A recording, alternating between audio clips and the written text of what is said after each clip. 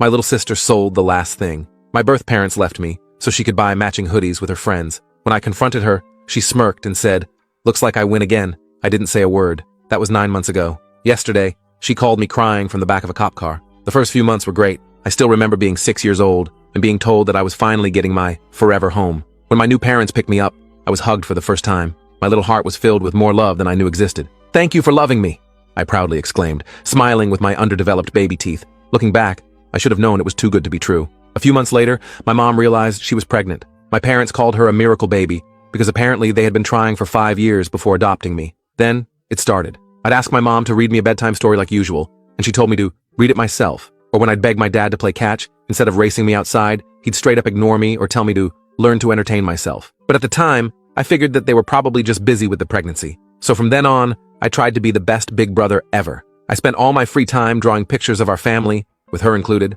helping pick out baby toys, and making up lullabies to sing to my mom's stomach, because I knew what it felt like not to have a family, and I never wanted my little sister Ella to go through that. So when she was born, I let my parents treat her better than me. When it was my 7th birthday, and my parents completely forgot about it, I let them. When they stopped hugging me because they didn't want baby Ella to feel jealous, I let them. And when I turned 9 and they told me I had to do my fair share by spending 2 hours cleaning the house every day, guess what? I let them. All in the name of Ella having a happy childhood. All so I could have the best friend I always dreamed about, but I never got it. Because when Ella turned 7, the age I was expected to grow up, they doubled down on spoiling and coddling her. For her 7th birthday, they sold some of my clothes to help fund her birthday party.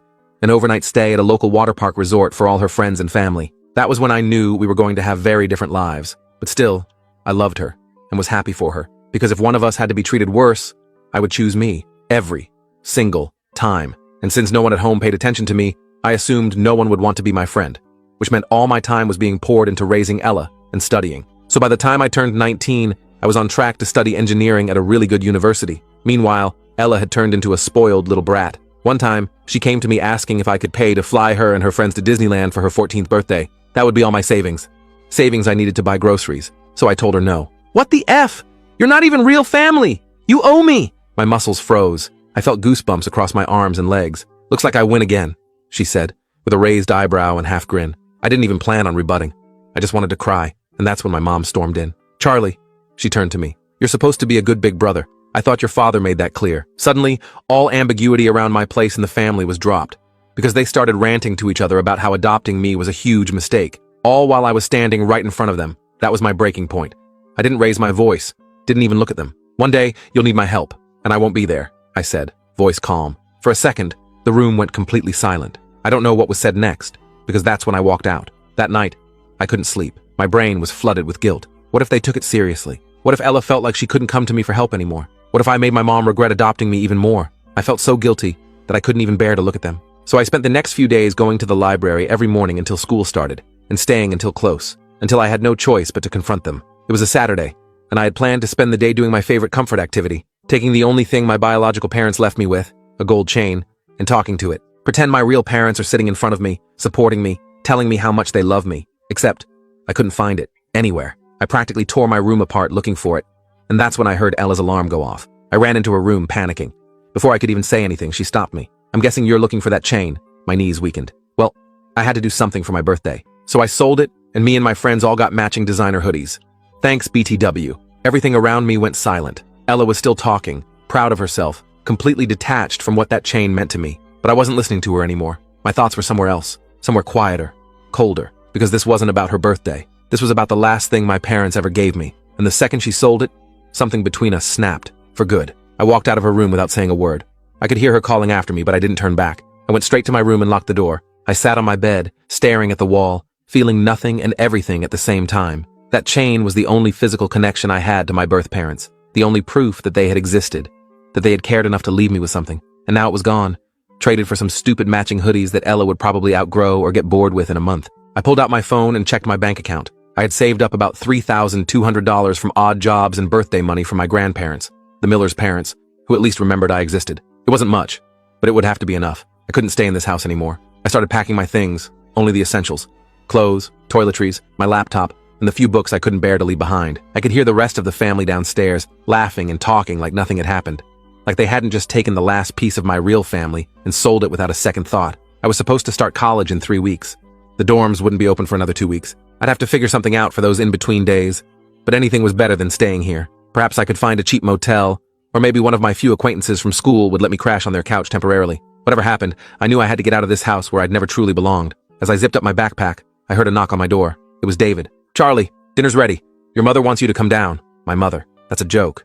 I hadn't been her son since the day Ella was born. "I'm not hungry," I called back. "Don't be difficult," he said, his voice taking on that annoyed tone I'd become so familiar with. "Just come down and eat with the family." The family, as if I was part of it. I didn't respond. I heard him sigh and walk away. I waited until the house was quiet that night before I slipped out with my backpack. I left a note on my bed. "Gone to stay with a friend before college starts. Don't worry about me. They probably wouldn't anyway." I texted my only real friend from high school, Jake, asking if I could crash at his place for a couple weeks. We weren't super close, but he was one of the few people who actually talked to me. He lived with his parents in a small apartment, but they had a pull-out couch in the living room. I didn't tell him everything, just that I needed a place to stay before heading to college. "Sure, man. My parents won't mind.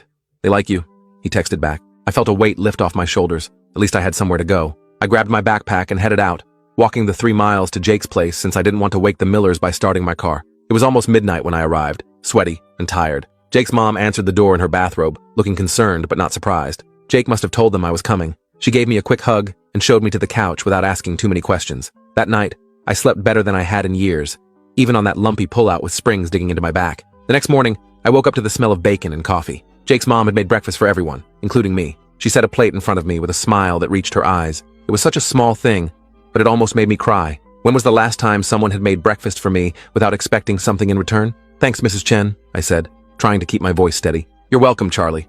You know you can stay as long as you need to." I nodded, not trusting myself to speak. Jake came in and grabbed some bacon, completely casual, like it was normal for me to be there. His dad joined us a few minutes later, nodded at me, and started talking about the baseball game from last night. No one asked why I was there or how long I was staying. They just accepted me. Around noon, my phone started blowing up with texts from Sarah. I ignored them at first, but they kept coming. "Where are you? Come home right now. We're worried sick. This is completely irresponsible." Sure. Now they were worried about me. I turned my phone off and helped Jake's mom with the dishes. Later that afternoon, my phone rang again. It was David this time. I almost didn't answer, but something made me pick up. "Charlie, where the hell are you?" he demanded. I told him I was staying with a friend before college started, just like my note said. "You can't just leave without telling us where you're going. Your mother is beside herself." I almost laughed. "Is she? Or is she just mad that there's no one to do the dishes and vacuum the floors? Don't be dramatic. You need to come home right now." "No," I said, surprising myself with how firm I sounded. "I'm not coming back. I'll pick up the rest of my stuff before I leave for college, but I'm not staying there anymore. This is about that stupid necklace, isn't it? We'll buy you another one." That's when I lost it. It wasn't a necklace. It was a chain, the only thing I had from my real parents, and you can't just replace it. "Your real parents? We're your real parents, Charlie. We raised you." "No, you didn't.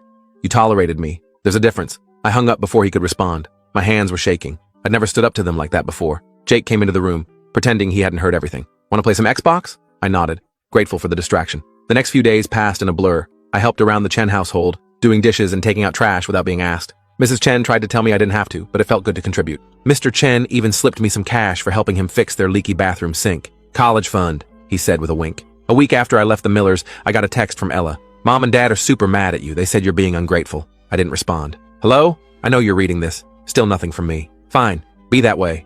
BTW, I sold your Xbox too. Hope you don't mind, LOL. That was the last straw." I blocked her number. I blocked Sarah and David too.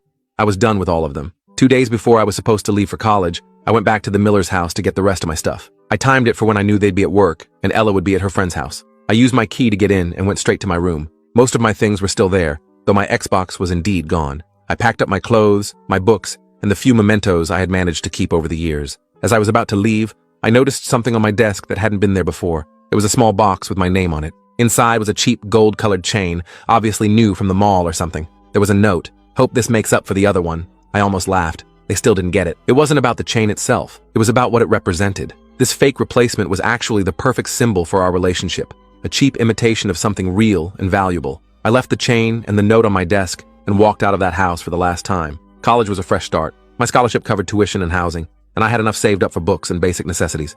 I got a part-time job at the campus library to cover everything else. For the first time in my life, I felt free. My roommate Thomas was a cool guy who minded his own business but was friendly enough. We got along well, mostly because we both respected each other's space. The classes were challenging but interesting, and I threw myself into my studies. Engineering wasn't easy, but it gave me something to focus on besides my messed-up family situation. About a month into the semester, I got an email from Sarah. I almost deleted it without reading, but curiosity got the better of me. "Charlie, I hope college is going well. We miss you at home. Ella has been asking about you. Please call when you can. Love, Mom. I didn't respond. 2 weeks later, another email came. Charlie, please respond. We're worried about you. Dad and I want to come visit. Let us know when would be a good time. Love, Mom. I deleted that one too. I wasn't ready to see them or talk to them. Maybe I never would be. Midterms came and went. I aced most of my classes, struggling only with Calculus 3. My professor suggested I join a study group, which turned out to be the best decision I could have made. That's where I met Riley, a mechanical engineering major with bright blue hair and the quickest mind I'd ever encountered. She explained complex concepts in ways that actually made sense. And for the first time, I felt like I was actually understanding the material rather than just memorizing formulas. Riley and I started hanging out outside of the study group. We'd grab coffee or pizza, talking about classes at first, then about everything else. She told me about her large, chaotic family, 5 siblings, parents who worked multiple jobs, grandparents who lived with them. I told her about the Millers, though I kept some of the worst details to myself. They sound like real pieces of work, she said. After I explained how they'd forgotten my birthday 3 years in a row, I shrugged. I'm better off without them. Probably. But it still sucks. Everyone deserves to have people who care about them. Something about the way she said it made my throat tight. I changed the subject quickly. Thanksgiving break came up faster than I expected.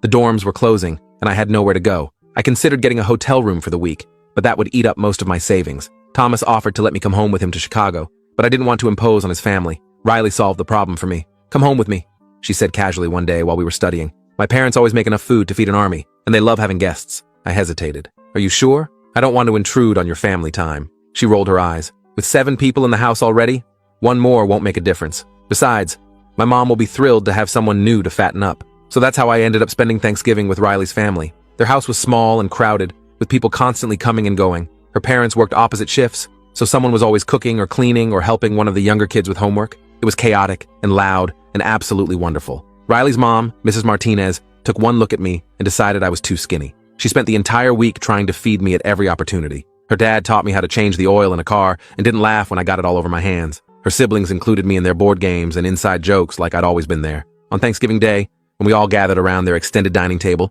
actually 2 tables pushed together with mismatched chairs, Mrs. Martinez asked everyone to say what they were thankful for. When it was my turn, I found myself getting emotional. I'm thankful that Riley invited me here, I managed to say. And I'm thankful that all of you have made me feel so welcome. Mr. Martinez raised his glass. Family isn't always blood, kid. Sometimes it's who shows up when everyone else walks away. I had to look down at my plate to hide the tears in my eyes. This was what family was supposed to feel like. When we got back to campus after break, I had 3 more emails from Sarah and 1 from David. I deleted them all without reading them. I was moving forward with my life, and they weren't part of it anymore. Winter break was approaching, and once again, the dorms would be closing. This time, I didn't even have to worry about where to go. Riley invited me back to her house without me having to ask, and her parents called to insist I come. We've already got your stocking hung up, Mrs. Martinez told me over the phone. The day before we were supposed to leave campus, I got a call from a number I didn't recognize. Normally, I would have let it go to voicemail, but I was expecting a call about a summer internship I'd applied for, so I answered. Hello? Charlie? It's Grandma Miller. I froze. I hadn't spoken to David's mother since I left for college. Charlie? Are you there? Yeah, I'm here, I said, finding my voice. Hi, Grandma. Oh, thank goodness. I've been so worried about you. Sarah and David said you weren't responding to their messages. I've been busy with school, I lied. I'm sure you have. Your grandfather and I are so proud of you for getting that scholarship. She paused. We miss you, Charlie. We'd love to see you over the break. I hesitated. I had always liked my grandparents. They'd never treated me differently from Ella, and they always remembered my birthday. But seeing them would mean potentially seeing the rest of the Millers, and I wasn't ready for that. I already have plans, I told her. I'm staying with a friend's family. Oh, she sounded disappointed. Well, perhaps we could meet for lunch one day. Just the 3 of us. You, me, and your grandfather. We could come to you. I thought about it. Maybe. I'll have to check my schedule. That would be wonderful, dear. Here, let me give you my cell number so you can text me directly. After I hung up, I sat on my bed, feeling conflicted. Part of me wanted to see my grandparents. They had always been kind to me. But another part of me was afraid that seeing them would somehow pull me back into the Millers' orbit, and I'd worked too hard to escape that. I decided to think about it over break. Maybe I'd meet them for lunch after Christmas. Maybe not. It was my choice now. Winter break with the Martinez family was even better than Thanksgiving. Their house was decorated from top to bottom with Christmas lights, paper snowflakes made by the younger kids, and a slightly lopsided tree covered in homemade ornaments. There was always music playing, usually something with a Latin beat that got Mrs. Martinez dancing while she cooked. On Christmas morning, I was shocked to find a pile of presents with my name on them. Nothing expensive, mostly practical things like warm socks, a new backpack for school, and books. But each gift had been chosen with care, and each one came with a hug or a pat on the back. After dinner, while everyone was playing with their new gifts, I slipped away to my phone and texted Grandma Miller. Merry Christmas. I hope you and Grandpa are doing well. She responded almost immediately. Merry Christmas, Charlie. We miss you so much. Are you having a good day? We texted back and forth for a while. She didn't pressure me about meeting up, just asked about school and told me about their quiet Christmas at home. It was nice, uncomplicated. When I went back to the living room, Riley gave me a questioning look. Everything okay? I nodded. Yeah, just wishing my grandparents a Merry Christmas. She smiled. Good. Now come help me beat my brothers at Monopoly. The rest of break passed too quickly. Before I knew it, we were heading back to campus for spring semester. I felt recharged and ready to tackle my classes. I even agreed to meet my grandparents for lunch at a restaurant near campus the following weekend. When I saw them waiting at the table, both looking older than I remembered, I felt a pang of guilt for cutting them out along with the rest of the Millers.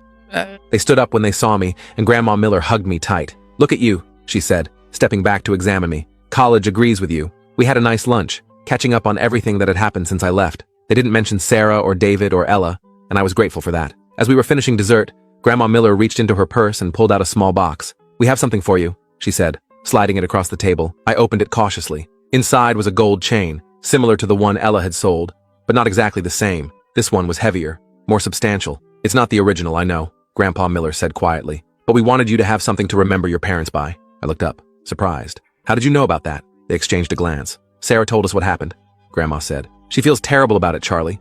They all do. I closed the box and pushed it back toward them. I don't want their guilt gifts. It's not from them, Grandpa insisted. It's from us. We bought it with our own money because we know how much the original meant to you. I hesitated, then took the box back. Thank you. That's really thoughtful. They smiled, relieved. As we were saying goodbye in the parking lot, Grandma held onto my hand. They miss you, Charlie. They've realized how badly they treated you, and they want to make amends. I shook my head. It's too late for that. It's never too late for family to heal, she said gently. I didn't respond to that. I hugged them both and promised to stay in touch, but I made no promises about reconnecting with the rest of the Millers. As spring semester progressed, I threw myself into my studies and my growing circle of friends. Riley and I were getting closer, though neither of us had made a move to be more than friends. I liked where we were, and I wasn't in a rush to complicate things. In March, I got an email from Sarah with the subject line, "Please read. Important." Against my better judgment, I opened it. Charlie, I don't know if you're reading these emails, but I hope you are. Ella has been having a hard time at school. She's failing several classes and has been getting into trouble. The school counselor thinks she's acting out because she misses you. Would you consider talking to her just once? She won't listen to us anymore. Love, Mom. I stared at the email for a long time before closing it without responding. It wasn't my responsibility to fix Ella's problems.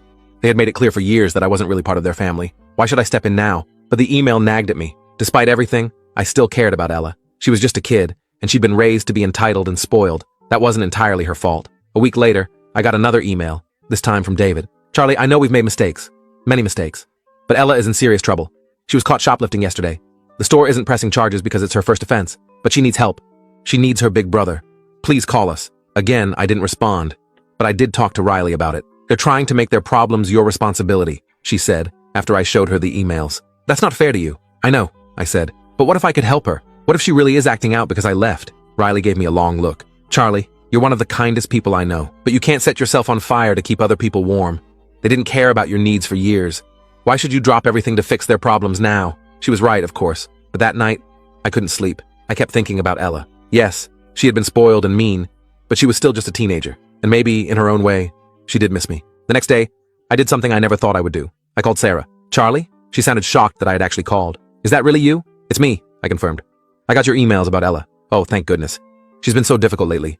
We don't know what to do with her. What exactly is going on? I asked. Sarah launched into a litany of complaints. Ella was failing classes, talking back, breaking curfew, hanging out with the wrong crowd. The shoplifting incident had been the last straw. We've tried everything, Sarah said, sounding desperate. Taking away her phone, grounding her, nothing works. The only person she ever listened to was you. I doubted that was true, but I didn't argue. What do you want me to do about it? I'm 3 hours away at college. Could you come home for a weekend? Just to talk to her? I almost laughed. Home? That hasn't been my home for a long time, Sarah. There was a pause. I know we've made mistakes, Charlie. We've realized that since you left. We miss you. All of us do. I find that hard to believe. It's true. Please, just come for a day. Talk to Ella. Then you can go back to college and never speak to us again if that's what you want. I thought about it. I'll think about it, but I'm not promising anything. After I hung up, I sat on my bed, wondering if I was making a huge mistake. Part of me wanted to help Ella. Another part of me was afraid that if I went back, I'd get sucked into their dysfunction again. I talked it over with Riley, who was concerned. If you do this, you need to set clear boundaries, she said. Go for the day, talk to Ella,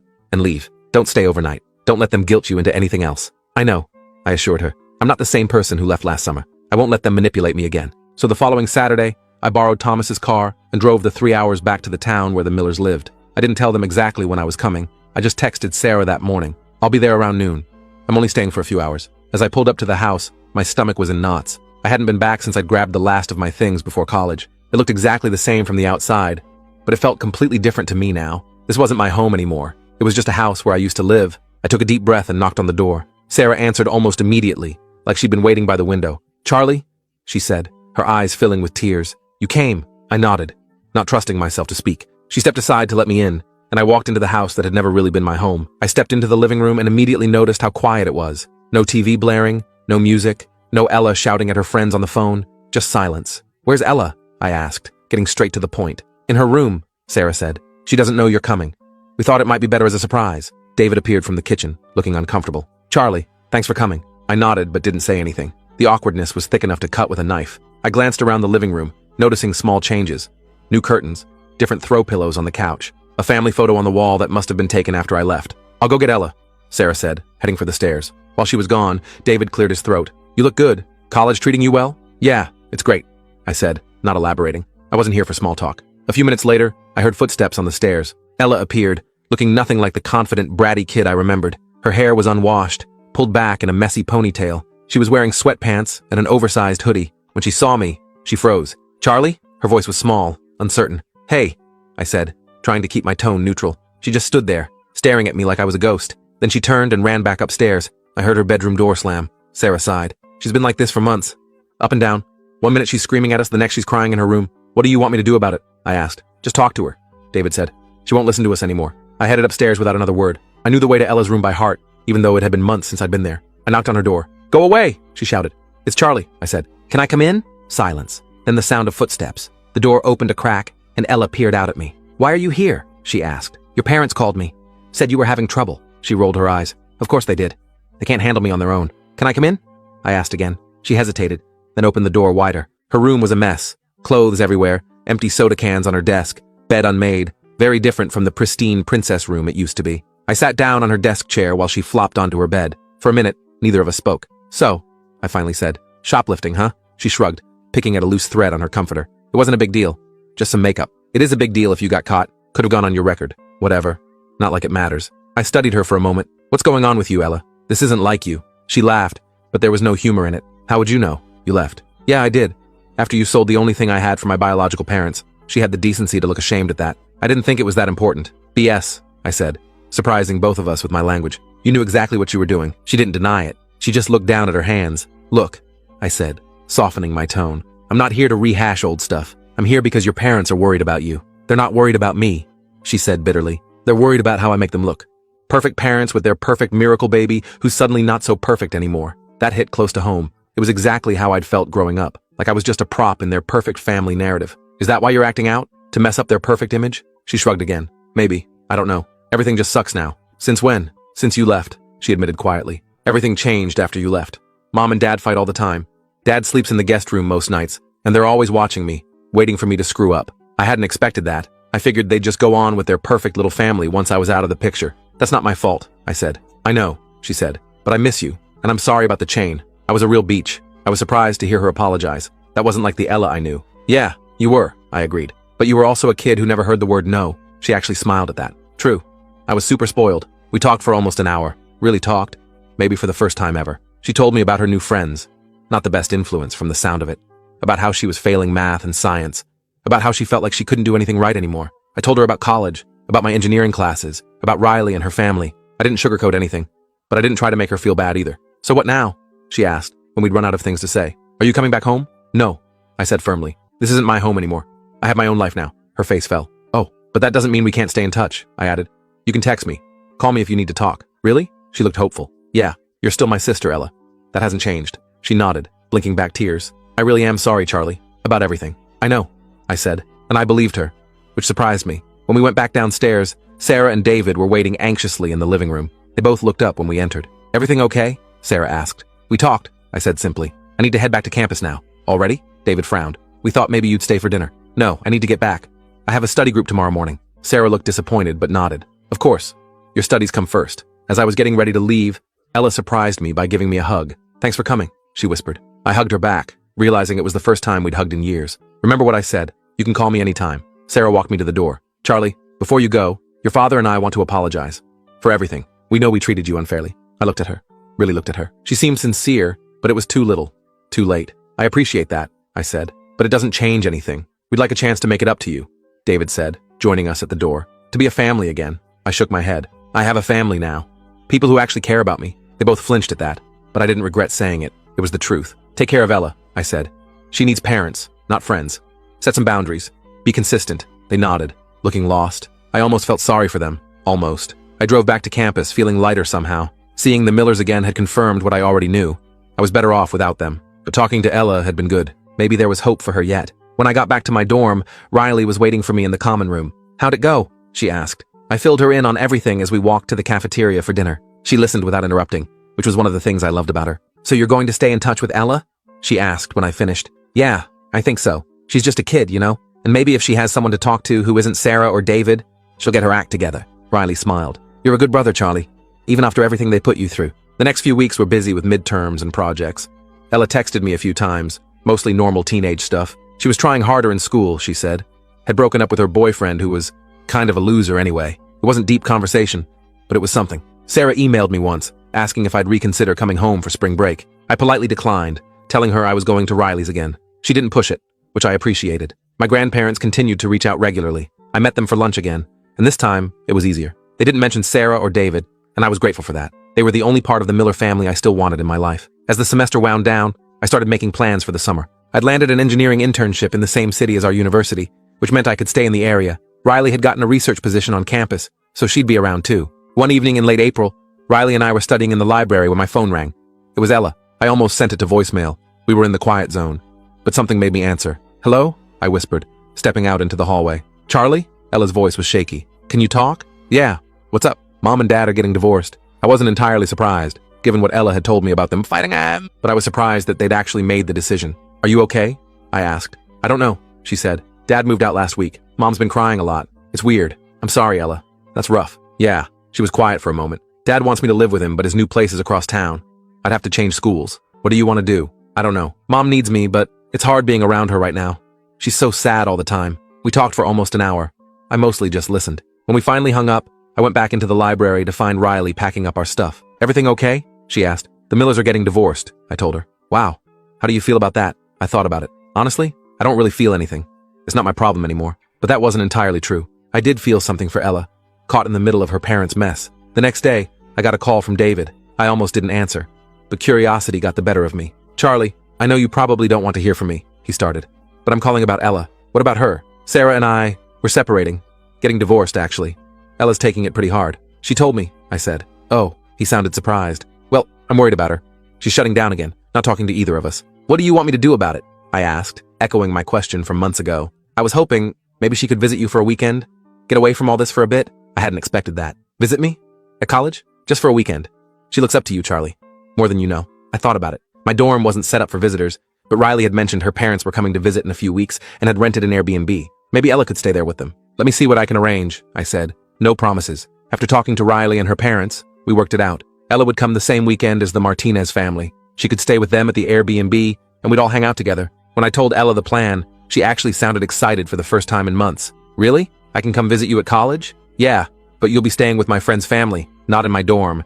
And you have to be on your best behavior. These people are important to me." "I will. I promise." The weekend of the visit arrived quickly. I was nervous about Ella meeting Riley's family. What if she reverted to her spoiled brat persona? What if she embarrassed me? But I needn't have worried. From the moment David dropped her off at the Airbnb, Ella was polite and friendly. She helped Mrs. Martinez make dinner, played board games with Riley's younger siblings, and didn't complain once about the cramped quarters. On Saturday, we all went to a local fair. Ella stuck close to me, taking everything in with wide eyes. At one point, she pulled me aside. "Your friend's family is really nice," she said. "Yeah, they are." "Is this what a normal family is like?" The question caught me off guard. I don't know if there's such a thing as a normal family, but they're good people. They care about each other. She nodded thoughtfully. "I wish our family had been more like this." "Me too," I admitted. By Sunday afternoon, when it was time for Ella to go home, she seemed reluctant to leave. She hugged everyone goodbye, including Riley's parents, whom she'd just met 2 days ago. "Can I come visit again sometime?" she asked me, as we waited for David to pick her up. "We'll see," I said. "Maybe this summer?" When David arrived, he looked surprised to see Ella smiling and relaxed. "Looks like you had a good weekend," he said. "The best," she replied. "Charlie's friends are awesome." As they were leaving, David pulled me aside. "Thank you for this, Charlie. I haven't seen her this happy in months." I just nodded. I wasn't doing it for him. Over the next few months, Ella and I stayed in regular contact. She visited twice more. Once during the summer when I was working my internship, and again just before her school started in the fall. Each time, she seemed more mature, more thoughtful. The Millers' divorce was finalized in August. Ella decided to live primarily with Sarah but spent weekends with David. She told me it was working out okay, though she missed having everyone under one roof. Sarah and David both tried to reconnect with me several times, but I kept them at arm's length. I was civil when we had to interact because of Ella. But that was it. Some wounds were too deep to heal completely. As for me, I was thriving. My internship turned into a part-time job I could do during the school year. My grades were excellent, and Riley and I had finally admitted our feelings for each other and started dating. One day in October, I got a small package in the mail.